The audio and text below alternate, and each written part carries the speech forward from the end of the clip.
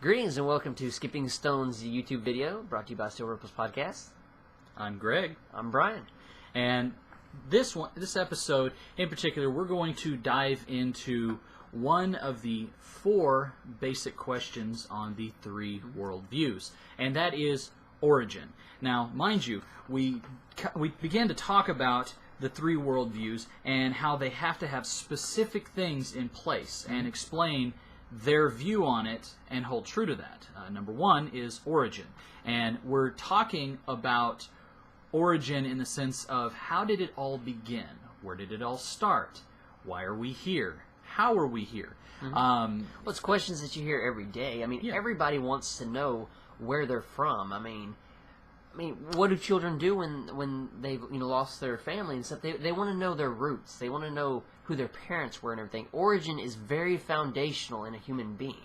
And origin holds more than just I want to know my medical history. To actually know where you came from is a very, very deep, impacting thing. So you can take the theological view that everything was created by a single being.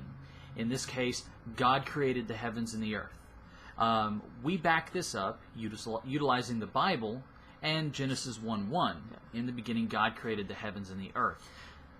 Well, in the theistic worldview, that verse, Genesis 1:1, is actually the most important of the Bible, in my opinion, because, like you said, it establishes who did what, and then what was the product of that person, God, doing. Created the heavens and the earth.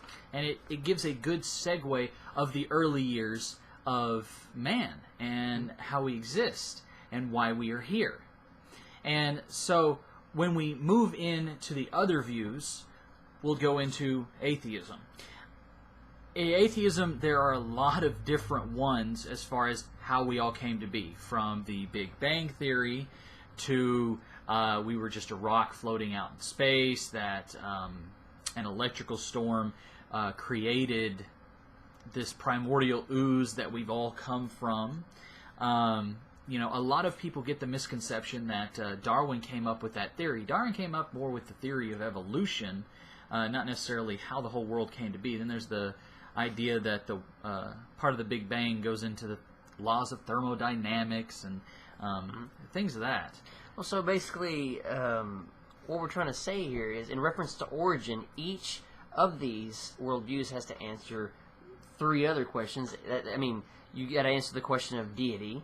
You've got to answer the question of the universe, basically how it got here. You got to answer the question of man, humanity. So, as Greg was saying, with atheism, you've got various views. A lot of them kind of circle around either a finite universe that just somehow came to be, or an eternal universe that always existed. So that's how they answer the question of universe. In reference to God, they say no God.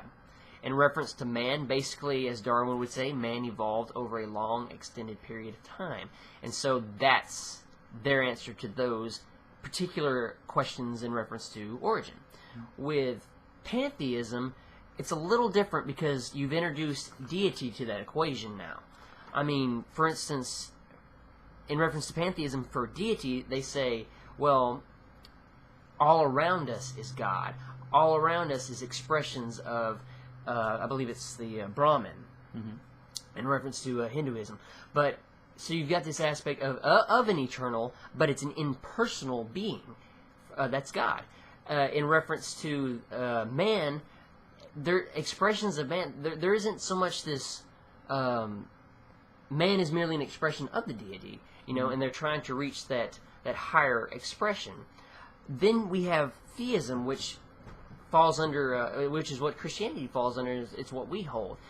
For that, you have in reference to God, you have a personal being. In reference to the universe, it's finite, meaning that it didn't always exist. There was a period of time in which basically time did not exist. In reference to man, you have a being that's some would say immortal, but it's because God is taken care of. He's the keeper of man. He takes care of him. He nourishes him, essentially. And so these are 3 different views and the origins that they hold. Tune in to the next video where we continue the discussion.